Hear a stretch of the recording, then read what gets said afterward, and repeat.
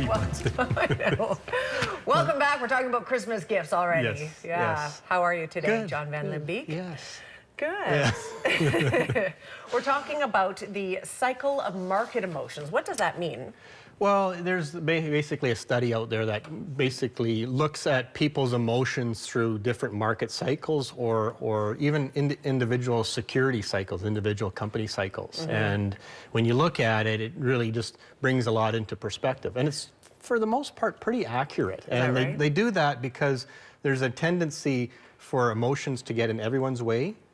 And if you just ignored your emotions or ignored some of the logical investment processes, you usually are a lot better.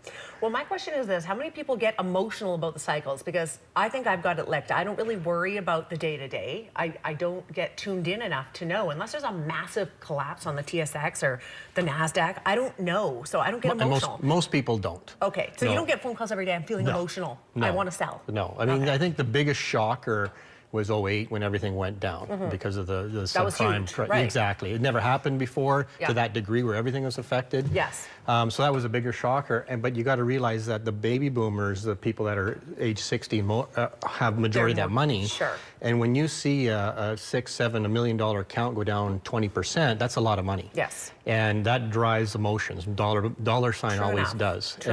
You and I, we can live with it.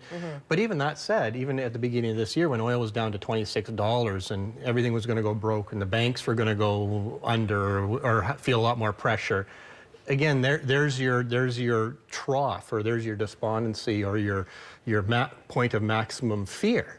Well, the point of maximum fear is a point of maximum opportunity as well. If you could flip it around, if you own those great companies, and it's easier for people to understand that now when there's not a lot of emotions in the market, other than the election 2 weeks ago kind of drove a little bit of uncertainty.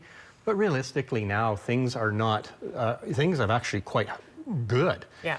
That's when people have a tendency to say, well, if they're feeling good, they're going to come in and invest more or do more or take on more risk or just be more aggressive. Right. Now's the time. No, I shouldn't say now, but if you're in euphoria, that's the time you got to be worried. If you're at the top and things are just so rosy that they can never be, have a dark cloud out there, people have to realize that that's maybe the time you got to be more cautious. Right. And then when oil is at $26, that's the time you have to be more opportunistic, meaning that, again, buy on sale. The oil is not going to go away. Yes, people want to go green, but in the short term, even the next 5 years, oil is still there, right? Yeah. And now you see everything up probably about 25% from the lows. 10 months, that's a pretty good return. Right. If you had the understanding to buy some of those things on sale, or to be more optimistic than pessimistic. Sure, but again, if you're within 5 years of retirement, different story. You're not looking to buy things on sale, you're looking to cash out sooner than later. Well, or at least protect what you have. Yeah. There's a couple different strategies you have to look in regards to your income. Yes. Absolutely. Yes. But it helps understand what people can go through for sure. Can you believe we have 30 seconds? Did we sort of talk about that slide enough? Were you happy with that? Yeah, I'm okay with that. Let's look at the quote then. You sent a quote along today as well. Here it is.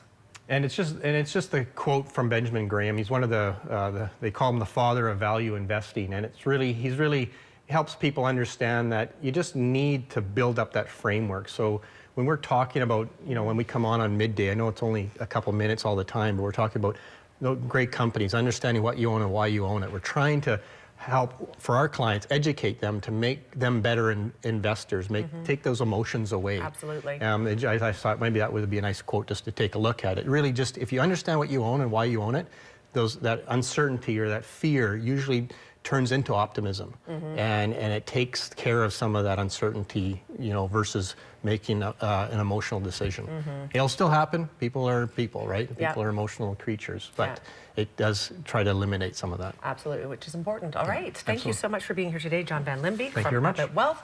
If you have any questions for Abbott Wealth, information's on the screen, the website, the email, including the phone number 250-372-3736.